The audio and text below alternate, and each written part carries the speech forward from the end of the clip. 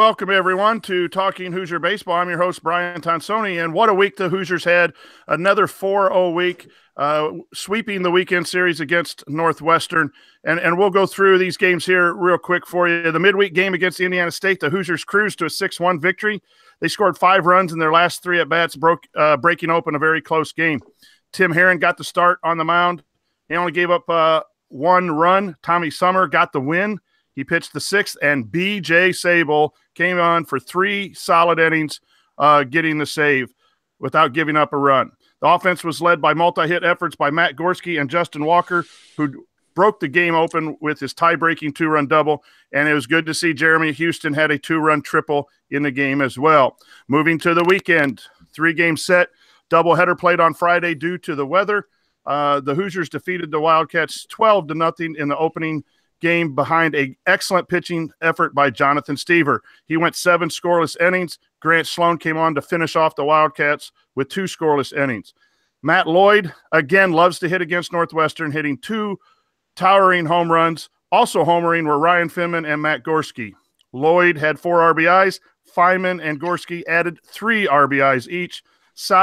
Logan Sowers, Drew Ashley, Scotty Bradley, and Jeremy Houston had 2 hits on the game. Game 2 was a different kind of game. In one of the most exciting games of the year, IU won in a comeback fashion, scoring 5 runs with 2 outs in the bottom of the 8th to win the game. A tough game through 7 innings saw Northwestern plate 2 runs, and IU could not find a key hit, often stranding runners on base. But Paulie Milto battled all day and kept us close, going 7 innings. And in the bottom of the 8th, Jeremy Houston hit a shot on the ground out of the reach of the second baseman to score the 2 runs that tied the game. Logan Kalitha followed with a game-winning 2 RBI single to right. Cal Kruger, on in relief, picked up his 7th win on the season. And so game 3, going for the sweep, the Hoosiers scored crooked numbers in 7 of the 8 at-bats in garnering a 22-1 win on Sunday. The game was never in doubt. Cam Beecham picked up the win to go 4-0 on the season. He went 5 innings, striking out 6. Brian Hobby, Andrew Salfrank, and Connor Manis pitched in relief.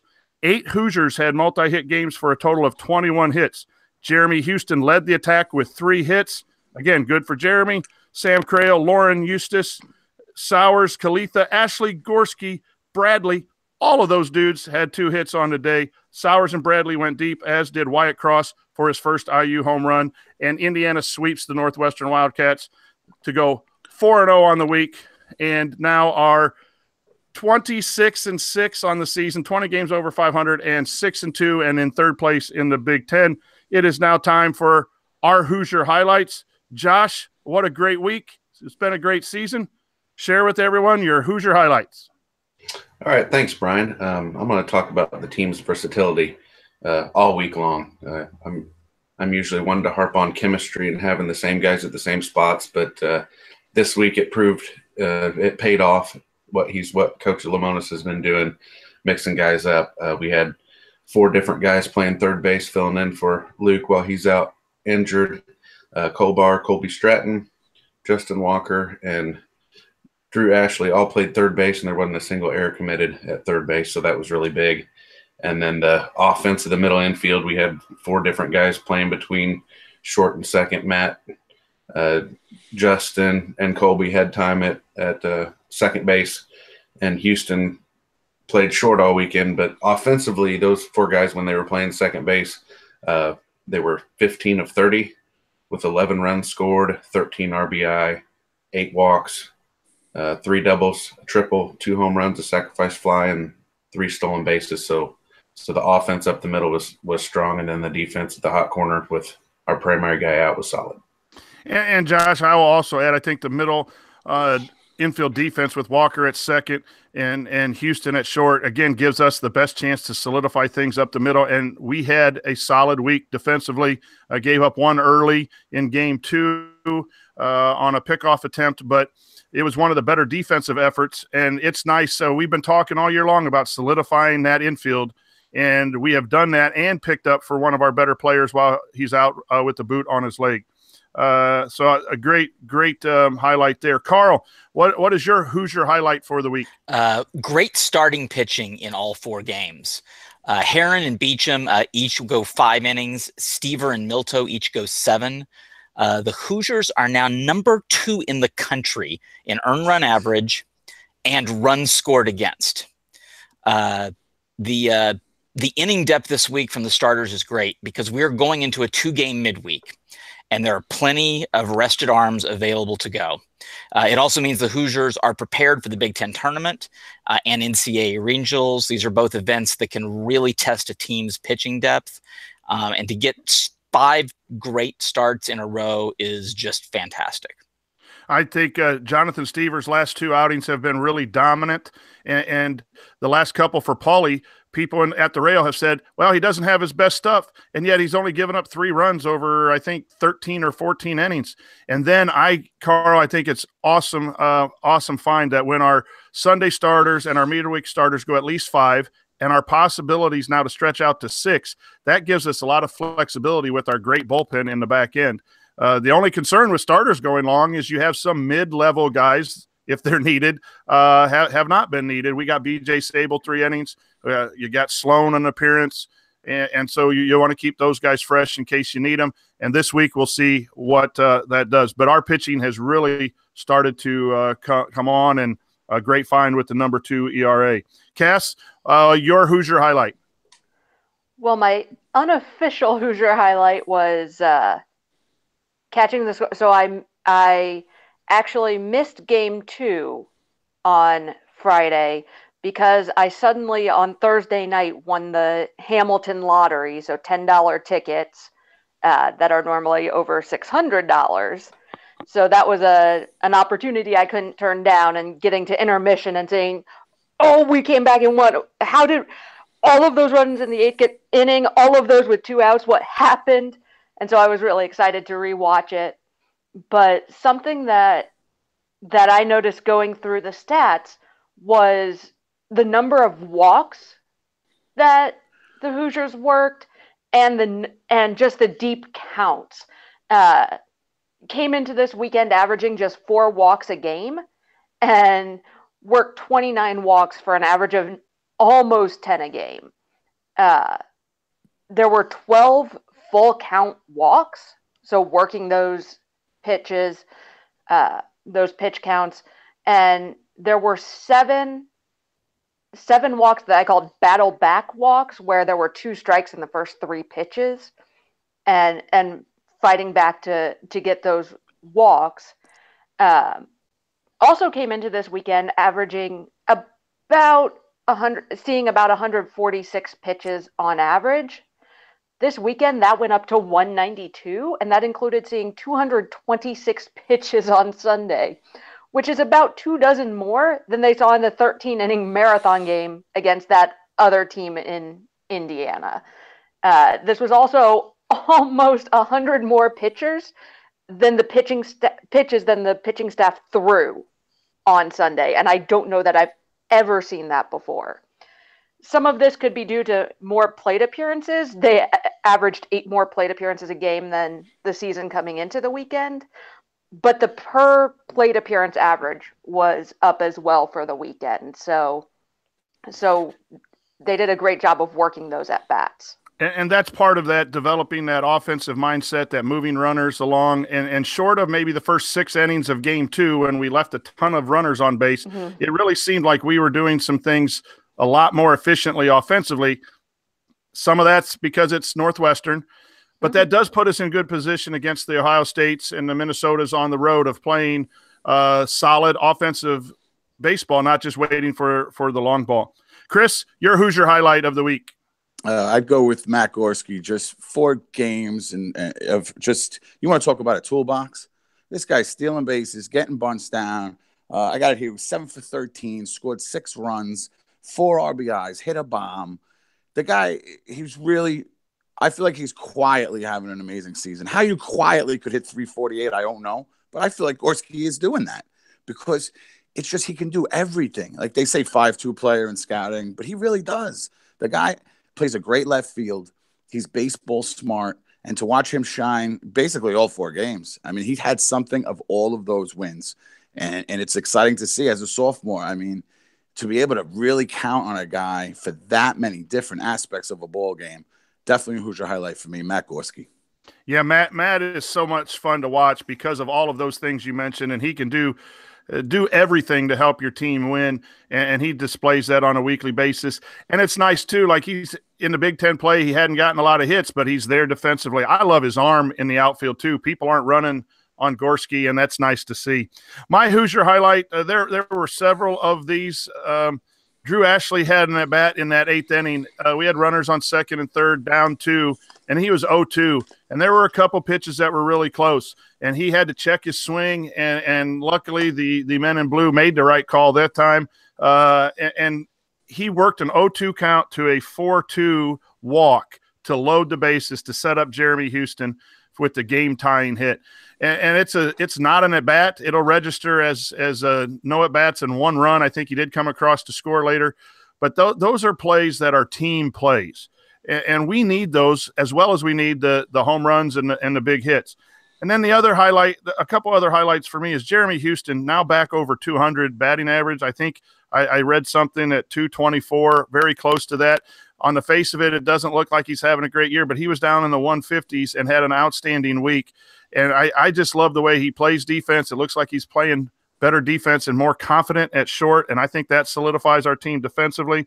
And there's a comeback. And then the year comeback is Scotty Bradley after being injured and redshirting last year. Just continues to rake and hit the ball all over the place. And it's just so nice to see a kid like that who struggled and was a team player last year and giving up a season to get better, not have a great start to the season, but now it's hard to take him out of the lineup, right-handed, left-handed, whoever's pitching. Scotty Bradley is a big part of that, a big part of what we're doing now. And the other thing is the IU offense erupts, and one of our best offensive players is injured and in a boot. And I really like the way we have covered offensively and defensively for the injured Luke Miller. So that's my highlight, and it is now time for the most difficult thing ever. When you score 40 runs and you hold a team to 4 and you beat an in-state rival and go 4-0 and are the number 8 team in the nation, you've got to pick 3 Limo hats. Chris, I do not envy your job this year, buddy. I'm not going to give you one problem. I am going to agree 100%, and then I'll just add to it with the cheese hats. So there you go. Good luck. Who are your Limo Hat Award winners this week? Well, this week is absolutely the hardest week. There's just so many. For each one, too. It's not like, okay, this one's really hard, but I know the other 2. All 3 of these this week were real difficult and real close. We'll start with the defensive Limo hat. Again, this one was real close, too. But Logan Sowers is going to get this one for hosing that guy out at the plate from right field. What a throw. I love seeing that. When outfield assists, they're special. They don't happen a lot. And to see him gun that kid down at the plate, real special. So Logan's going to get the defensive player Limo hat for this week. For pitcher of the week, we're going to go Paulie Milto. All right. This guy, 3 hits, not 1 hit after 1 out in the 3rd inning. He gave up a hit to the leadoff batter in the 1st inning. A guy came in to score. There was an error, whatever the case, unearned run. 2nd inning, I believe he struck out the side. 3rd inning, he gives up back-to-back hits. They get their 2nd run. He does not give up another hit the entire game. He goes 7. I think a couple guys might have gone on base, but they went from hits, maybe a walk, whatever the case, maybe an error. But 7 innings. And we talked about it last week with that other team, the team near the Wabash River, when they would load the bases and not score and then take the field and the momentum would change. Or they would load the bases and only get 1 run. Well, Milto was facing that back. We kept leaving all those guys on. And what would Milto do? Get us right back in the dugout 3 batters later. No hits, nobody on. And eventually, it took a while, but eventually we had the beginning to take the lead. Chris, I'm going to interrupt you there. I think Sure. that is fantastic because we've had discussions at the tailgate when it's real tough. What impacts winning the most? And I think your selection of Paulie Milto, we had great efforts on the mound. Stever had a great effort on the mound. BJ Sable with the save in the midweek. But right. Paulie's battling impacted winning because it kept us close. And we were able to come from behind. And that is not easy to do. And while the other pitchers had great efforts, we won 12-0 and 22-1. Paulie's effort really impacted winning. And that's what we're kind of trying to do a little bit with these awards when they're close. So Absolutely. That's tough. but good call. Well, sometimes you just have to find something to differentiate the players. Now, this one, I love this one. I love that he has it. I love that he's back.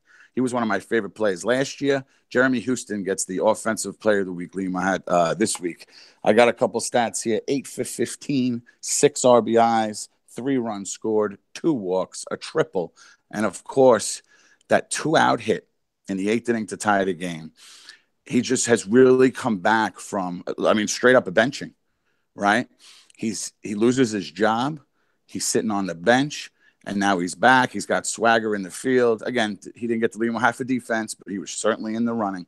He's got that swagger back in the field. And I really think it shows a lot about the coaching staff because they are right on him, right? They're helping him. He's able to come right back from this confidence being low, possibly from not playing well. And that goes a lot to Lemonis, and that goes a lot to Cheese and the coaching staff.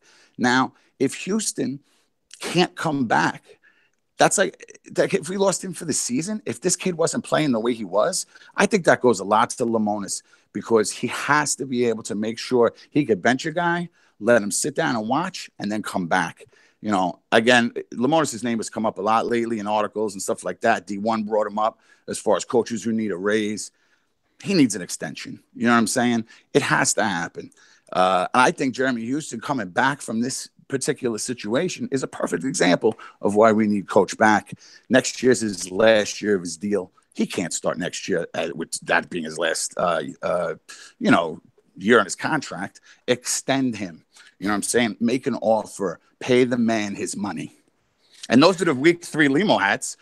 We have Offensive Player of the Week, Jeremy Houston, Defensive Player of the Week, Logan Sowers, and Pitcher of the Week, Paulie Milto. One of my favorite things as a fan, as a coach myself, is to see the joy in a player when they finally break through after a slump. And you saw that with Jeremy, even on Wednesday. But that fist pump when he got the tying run, that just is what sports is all about. Excellent Limo selections this week. Again, it had to be tough. So now we're not gonna complain one bit when we score 40-4, outscore 40-4. We're just gonna add some cheese hats, and we'll start with Cass. Who would you add cheese hat from this great weekend? Yeah, so the one that I picked out was Matt Lloyd because you've got the home runs, which are always fantastic, but something that, thanks to the suggestion of Steve Lloyd, his dad, I looked back through a season and a half of scorecards and saw that Sunday was the first time he has laid down a sacrifice bunt. I'm not even seeing anywhere necessarily where he's ever been asked to put down a sacrifice bunt, and he did it exceedingly well. He placed it where only the pitcher could make a play on it, which he couldn't. Overthrew first base, and it worked perfectly well. And so I wanted to give a little shout out for that, being a team player. And he does a great job ordering wings at Buffalo's too. I've seen him in there a couple Friday nights.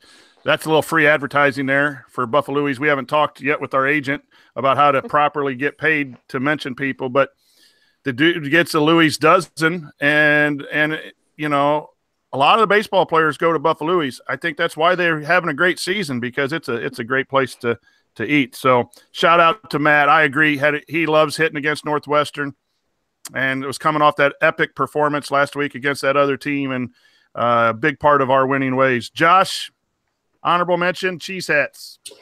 Yeah, my cheese hat this week's going to go to Drew Ashley for the bat you talked about earlier, and then also total for the weekend, he was 4 for 8 with 2 runs, 2 RBI, and 3 walks. So even though he's not getting his number called all the time, it's starting to pick up for that reason right there. But he's ready to answer the bell. And then also we were up on the rail on Sunday, and there was a foul ball hit over towards the grill, and one bounce, and then I see this red and white tornado spin around and leap and make a perfect one-handed catch of a ball. And what in the world is this? And he immediately, I think before he hit the ground, he had handed the ball off to a kid. So it was all one beautiful, graceful motion. And that was his dad, Chad, with a great defensive play. So I'm going to give my cheese hats this week to the Ashleys. You can see, where Drew gets it, the toughness, the competitiveness. And Drew filled in at third base, right? And played some third base and got some action in the field. 4 for 8 and an excellent at bat that didn't count. And we talk a lot. It counted. Yeah, I mean, officially 0 as an at bat. But if he strikes out, the whole innings doesn't happen. It doesn't happen, and that's something that again we don't see an awful lot in the box score, and we don't see a lot because the other guys get that. But a foxhole test, we talk a lot about in my coaching. Who would I want in my foxhole if I had to go to battle? And I think Drew Ashley might be one of those guys that I think you'd like to have him guarding your back in a tough situation. So, and that's just from watching them compete in the batter's box. Good. And Carl, your honorable mention cheese hats. Well, I'm going to go off of a pattern that's been kind of going for the last few weeks, which is, just this weekend, as an example, this isn't who my cheese hat is because he got a limo hat, but that Houston did well against the school from his hometown, Chicago Northwestern. A couple weeks ago, Walker did very well against that team up north from where he's from. I'm telling you, Indiana State just does not like Timmy Herron. And Timmy Herron gives them fits. And he gives fits to his hometown team. And 5 innings from Timmy Herron. And out of the 4 games, from an offensive perspective, that was going to be the toughest game as far as the opposing offense goes of the week. And Timmy Herron went 5 innings. He only gave up 2 hits. He didn't get the win. But he's just like Paulie Milto did in his game, he set the game up for a win. And eventually the Hoosier offense kicked in.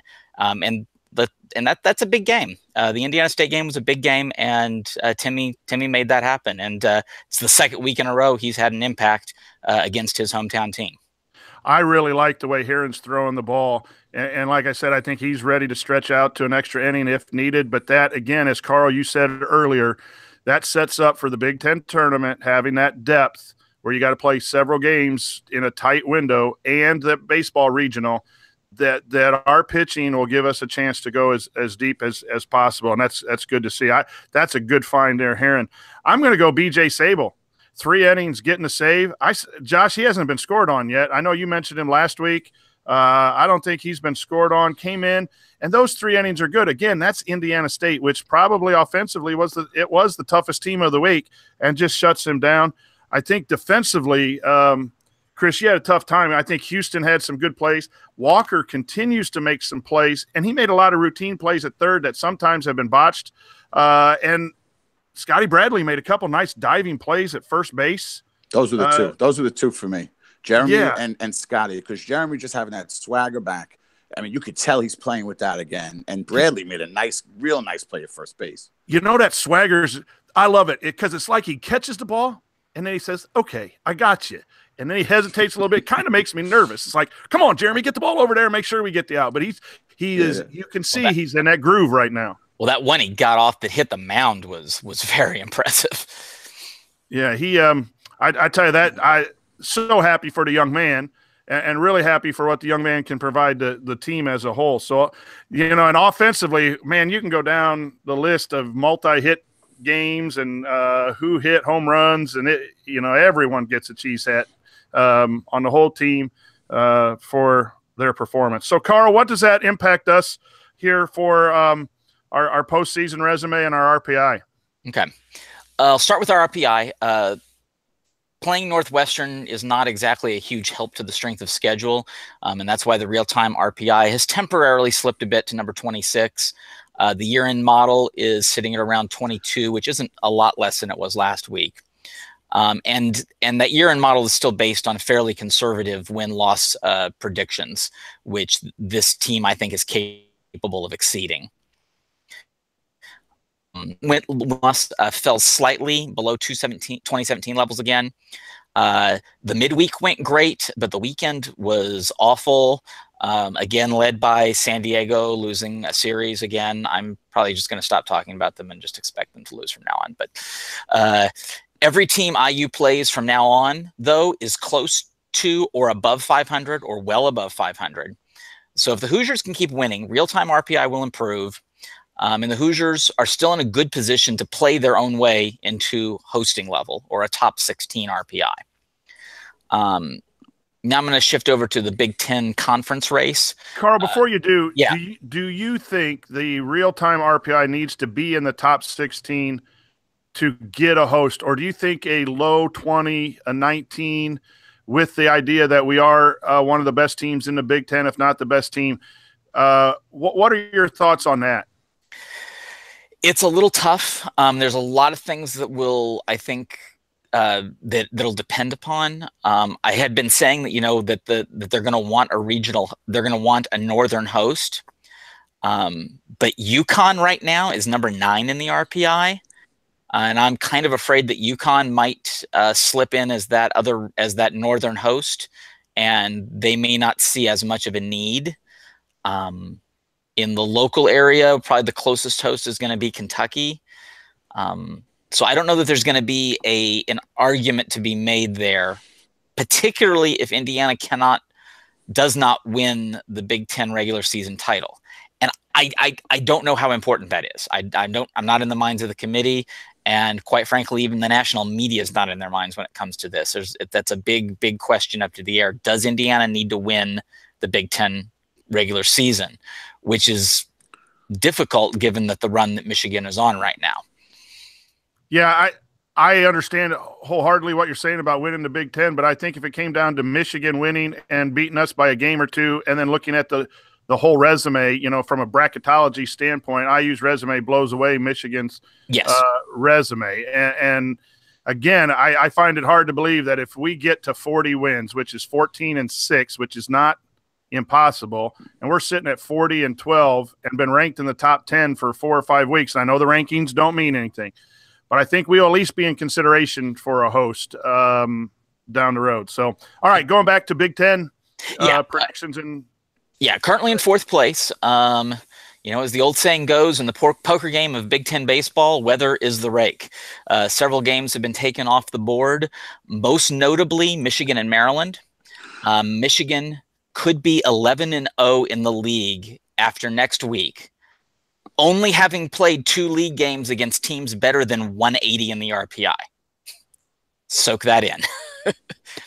It has been lopsided so far, with the league's best teams beating up on the league's bottom, which makes it hard to read much into the results right now. The only exception so far is Iowa. The Hawkeyes are 6-4 against a tough schedule. They split a game with IU base. They've taken a series against Illinois.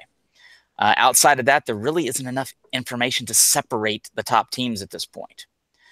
Now, except for another cakewalk week for Michigan, because they have Penn State next week, all of the Big Ten series next week are going to be competitive, and they could go either way. So we're actually going to have a really fun week in the conference next week. And I was actually listening to the D1 baseball podcast earlier, and the one series from the Big Ten they mentioned was Indiana-Ohio State. Actually, both Fitt and Rogers separately mentioned being very interested in the Indiana-Ohio State series. While next week will help sort some of it out, I think it's really going to take 2 weeks to get a really good picture of the league. Because in that week, Michigan finally gets a test. They finally get to go out to Iowa. And of course, Illinois is coming here to Bloomington. So I think that week may be the key week for trying to get a real handle on the Big Ten regular season. And we'll have a better idea about what this is going to be like at that point. Because right now, I even went to my original prediction model and tried to kind of update it, and it doesn't work anymore because the assumption was that like in previous years, all the teams were going to be, real close together. And right now there's a giant spread where you've got a team 8-0 and you've got 2 teams at 1-11. And then it's like each level back there. But the point is all the teams at the top are the ones beating the teams at the bottom. We need teams at the top to start playing each other, and we'll get this figured out. And I think that bodes well for us if we can keep winning. And even if we unfortunately lose, when we're playing, Ohio State, Illinois, Minnesota left on our schedule, that even a loss to one of those teams builds up our overall resume as opposed to playing Northwestern, Penn State, and some of those at the bottom. The key is, I think, is those teams that have traditionally been good, Nebraska and Maryland, can we go take care of business against them at the back end of the schedule? So, Carl, thanks for that. Again, I think we're sitting in as good a position as we possibly can. Do you know offhand, Carl, where you had us at this point of the year without I know the rainouts and that could throw a little wrinkle in that. I don't have it right off the top of my head, but I would have to say we're probably just a tad bit ahead of that pace right now, because that was kind of more based on just getting into the tournament. And right now I have very, very few fears about regional qualification. We're really talking about hosting now. So I'd say the team is ahead of that pace, although the win total might be less because almost all the games that got canceled I was expecting to be wins. Yeah. So what have we lost, 3 or 4 games? Yes, we've lost 4. So we could be 30-6, but I think most of us would not have predicted after 36 games to be 30-6. Yeah. Yeah, that was not part of the calculations I had put in. I try to keep that in perspective when I'm looking at Michigan running out with 16, 17 in a row and worrying about the Big Ten, worrying about hosting or whatever. Being 30-6 is darn good. And if it's not good enough to host, then to heck with the NCAA. That's what I say. I mean, I think I have a good feeling. Let's just keep winning and making a moot point. Cassie, your thoughts on some key stats for this week? Yeah, so one of the things I was interested in was seeing how Northwestern would run, because I know we had mentioned this last week that they had stolen 58 bases, but that was in 72 attempts for almost 81%, which is nuts. And that's an average of about 2 stolen bases in 3 attempts per game. So logically, you would think they would be right around 6 stolen bases on 9 attempts in any given weekend. In reality, they were just 3 of 7 on the weekend for about 43%.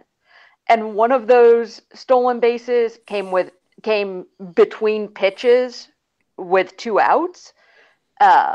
So as far as true potential caught stealings were concerned, there were only 2 of 6, so 33%. And I do understand that with catching runners, with preventing runners from stealing, it is much more than the catcher. It is the pitcher. It is the infielder. It is everybody. But the catcher does play such an instrumental role in that. And to put it in perspective a little bit, I looked around the Big Ten, and Ryan is catching about 44% of the runners who attempt to steal on him. That's best for starting catchers in the Big Ten. The only one close to him is D'Alessandro from that other in-state Big Ten school at 43%. He's right there with Ryan, which my eye test would have told you that, yeah, that's going to be, those two are the top of the league. And here's where this podcast is so good, because Feeney brought up that they love to run and had great stats in the preview about how they run. You're talking about how we caught them, and the Dikembe Mutombo finger comes out for do not run on Feynman. And Cassie, here's what I think is really good is they didn't attempt to steal an awful lot. Now, maybe that's because you're getting your butt kicked in 22-1, and you might, you need to hit the 19-run home run. But and I think it speaks volumes. On base. Yeah, it speaks volumes to what you're saying, is that teams are putting in their scouting report, let's be careful running against these guys. Yeah. You know how they have that thing, fear of missing out? I think there's fear of Ryan Feynman. Yeah. I really think there is. Because that changed their whole game plan. I saw Cassie's tweet. They changed the whole game plan over this kid. It's fear of Ryan Feynman. I think it is. Well, and to put his numbers in perspective a little more, Big Ten starting catchers are catching on average 28% of those who run against them. Ryan's at 44, and 5 of those starting catchers are averaging less than a 25% caught stealing rate, with Michigan State the lowest at just 14%. So what Ryan's doing is absolutely fantastic. Yes, it is a team effort to prevent the runners from stealing, but Ryan has been phenomenal this season, here's and a not question. just this weekend. Here's a question for the round table. Does Cassie's stats on Ryan Feynman now change the way? Because we know everyone in the Big Ten watches this podcast for Cassie's stats. Does this change the fact that now, no one's going to even attempt to run, or should we give out some false statistics daring them to run into outs? I mean, this is a strategy session we might need to have. Oh, yeah. Well, this was all on Big Ten's conference stats site. So this was not these were not my numbers anyway. Because there are some, like that one stolen base between pitches isn't charged to Ryan's numbers, it's charged to the pitcher, and I don't mess with that. I don't ever get an official determination of any of those things, so I don't even try to guess. But yeah, so I looked at that, and then I was also interested in some of the statistics by month. And I should note that this is pretty unrelated to weather, because early season we're in the South/West Coast tour when it's warm, and then March and April we're back at home where it's cold. You would think it would be the opposite. February would be cold and you're gradually getting warmer. That's not the case. And I should also note that all of these stats from April are going to be very exaggerated from the butt kicking of Northwestern this weekend. So the water will probably find its level over the next couple of weeks. But the team's averaging 4 more runs a game in April than they were in February, on 4.5 more hits, 4.5 more walks, 1 fewer strikeout per game. On the pitching defensive side, giving up 1.5 fewer earned runs a game, which is pretty impressive because they were only giving up 2.71 earned runs a game in February. So that number didn't have that far to fall. They're striking out 1 more a game and 0.3 fewer errors per game. That number is always going to be smaller because there are, fingers crossed, not many errors in a game. Some of the individual stuff, we've seen this in years past where Logan Sowers sees a shift in his walk and strikeout rate as the season goes on. So far in April, his walk rate, so walks per plate appearance, has more than tripled than it was compared to February, and his strikeout rate has gone down 6 percentage points. In April, he's also seeing almost 4.5 pitches per plate appearance, which is really high even for him. He's the highest on the team, and his is ridiculously high right now. And he took that one where we all had a disagreement in the Twitter DMs about whether it was a strike or not. So that's showing up in his patience. Yeah, we weren't the only ones that disagree. No. And then we've talked about Scotty and Jeremy. They have both been ridiculously hot lately. Jeremy's hitting 444 so far in April, which is more than triple his February and March batting average. He's batting 625 with runners in scoring position, and he's been productive in 50% of his plate appearances this month. Scotty hit 444 in March and so far 450 in April.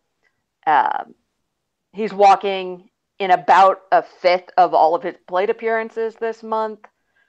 His K rate, his strikeout rate, is also down from the ridiculously high 45.5% in February to 13.8% in April.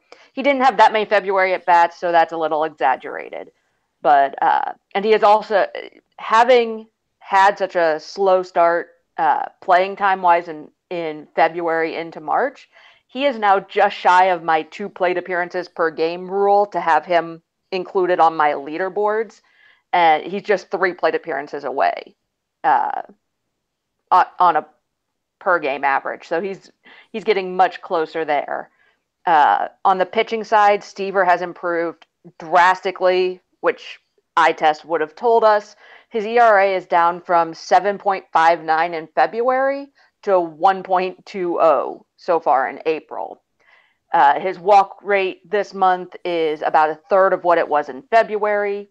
And he's actually throwing 4 fewer pitches per inning this month compared to February, which might not seem like a lot, but it can help extend his outings, which then helps the bullpen be more rested, which we've talked about. His opponent batting average with runners in scoring position has also been cut to about a third of what it was in February. Some of the others, Paulie had a pretty rough March stretch, but he's rebounding really well so far in April. He's walking more batters than normal, but has a very solid .071 opponent batting average with runners in scoring position, which helps to balance that.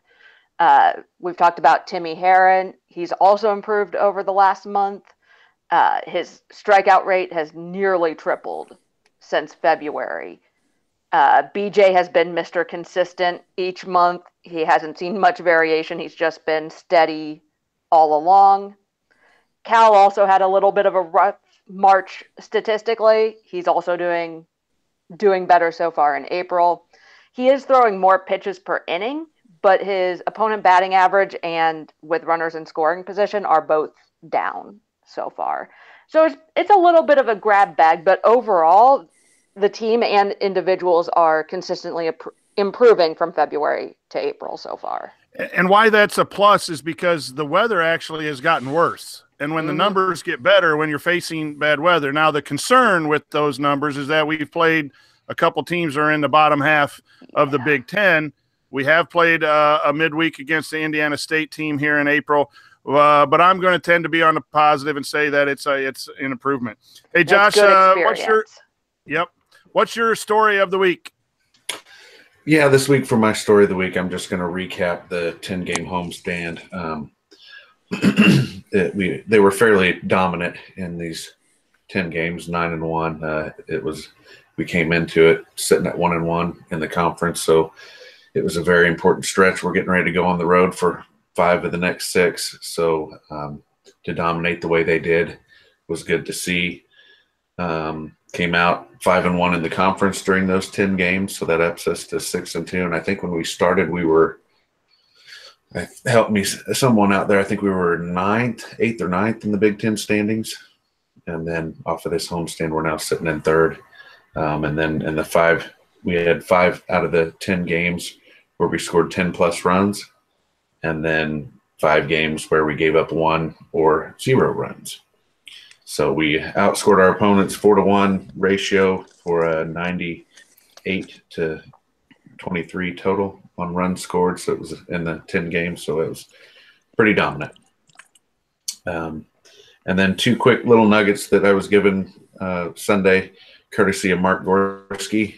Matt scored a run in all 10 games. So he's got a 10-game streak of scoring a run. He scored 15 runs in those 10 games. And then this weekend alone, we scored 18 runs in the 8th inning. 20 runs if you count Tuesday in the 8th inning alone. So what that kind of tells you is when the game's on the line, it's time to put it away. Or when we get to their bullpen, probably more of that than anything else. The guys step up, take charge, and finish it off. Yeah, it was a great homestand. I'll repeat some of the stuff that all of you have said. Longer counts, getting on base, 2-out hitting short of the 5 or 6 innings of Game 2 of Northwestern. We had a lot of 2-out hits. That got to be contagious. And then Sunday we executed, and we are asking people all the way up and down the lineup to bunt, which has been, for a lot of us, a simple play that had not been executed, been attempted a lot, had not been executed, and we're scoring runs. And hopefully that trend will continue to move in the right direction. Now, Chris Feeney will bring us a preview. We have 5 games this week, 2 midweek games, and 3 on the road in the Big Ten. So 1 home game and 4 games away from home. Chris, who do we have? Okay, we got Notre Dame's going to be played at Victory Field. They are from the ACC. They're currently 15-21, and they're 4-5 in neutral site games, because obviously this is a neutral site game with us in the Fighting Irish. They have 3 big wins on their schedule: NC State, Clemson, and LSU. But they're all just 1-game wins and 3-game series on the weekend. They're a completely different team on midweek. During the midweek, they have losses to Northern Iowa, Northwestern, and Michigan State. So obviously, they don't have the depth of the arms that we have. They're not throwing at Tim Herron, I'm guessing, like we are tomorrow. So it should be good. Their big bat is Eric Gilgenbach. He leads them in home runs, and Matt Verling leads them in RBIs. Last time we played them, we lost 6-0 at Victory Field. It was 2 years ago. Last year, we beat Ball State. Gorski hit the walk-off. As far as – actually, I just want to bring something up. I was thinking about what you guys were talking. The best player in this team hasn't even been mentioned once. And we're in like 45 minutes in, and that's Logan Caletha. That's how deep this team is. Superman I just wanted himself. to throw that out there. I just wanted to throw that out there. He's the best player in his team. We haven't mentioned him once, and it's 45 minutes in. That's how deep we are. That's how deep of a team this staff built. And for alumni for Notre Dame, the other Mike from Mike and Mike Golick. We had Mike Greenberg last time. We got Mike Golick this time. What do you think of the color rush tomorrow night? You a fan of that, or are you afraid of the Sunday Reds? But here's the thing. I was very upset about it at first. I was tweeting out and everything, and then I remembered we already used them not on Sunday, so it's already too late. It was a Saturday game, right? Against Butler? Correct, yeah. And so until I remembered that, I was pretty upset about it. Because I was like, what are we doing? We're going to throw off the baseball gods, and we're going to jinx it. But we already played them on a Saturday. When I did remember it, then I was okay with it. So it's going to be red versus green tomorrow night. And then we got Ball State on Wednesday. That's going to be at the Bart. That's turn back the clock night. That's a fun night. We got our buddy Luke. He's going to be on the keys. He's going to be playing the organ. He's a real good guy. I've known him for years now, and he does a real good job with that. Ball State's out at a MAC. They're at an even 500, 17-17, but they're 10-8 on the road. So they're actually better away from their home field. They just lost 2 out of 3 to Miami of Ohio, and they won't be playing on Tuesday. So we're going to have, the extra game before we play them. Their big hitter is Jeff Rydell. He's hitting .342. He's got 10 doubles, 2 triples, and 23 RBIs. They also have a guy, Colin Brockhouse, 6 home runs, 25 RBIs. And their alumni, David Letterman, he might show up at the Bart. That would be cool. Him and his beard showing up. Maybe he'll come sit on the hill or hang at the rail. You never know. Letterman could be there. Finally, we got the series. I feel like we haven't been on the road in so long, but we have a road series out in Columbus, Nick Swisher Field against Ohio State. They're 24-10. They're 9-2 at home, and they're 5-1 in the Big Ten. So this is going to be a fun series. We'll see how we do taking the show on the road. Now, they are going to have a Tuesday and a Wednesday game also, so I like that. We both are on the double midweek. They're going to have Miami of Ohio and Youngstown State. It looks like they play Youngstown State all the time, like every year, because it's so close.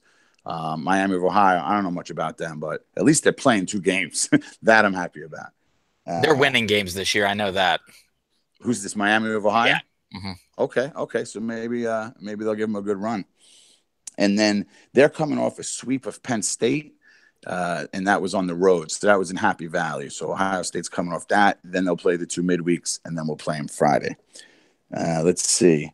Now, part of that sweep, they outscored Penn State 25-9. But the Sunday game, the score was 19-8. So that was pretty much all the runs. It was on Sunday. Their big bat, Noah McGowan, 7 home runs, 16 doubles, 43 RBIs, and he's hitting .396, and he's playing every day. So that's a real batting average. That's not like, I don't have a lot of at-bats. They also have Connor Powell. He's got 5 home runs and 33 RBIs. Something I looked at with their pitching, their Friday night guy, Connor Curlis, he's 5-1 with a 2.92 ERA. And they have Seth Kinker. He seems to be a Andrew Miller type that they go to a lot. Not just about every, but a lot of the Friday starts. This guy Curlis goes like 6 or 6 2/3, and then Kinker goes the rest of the way. He's 4-1 Kinker with 8 saves. and he's gone 3 innings more than a few times. So they're going to go to him early if they have a lead.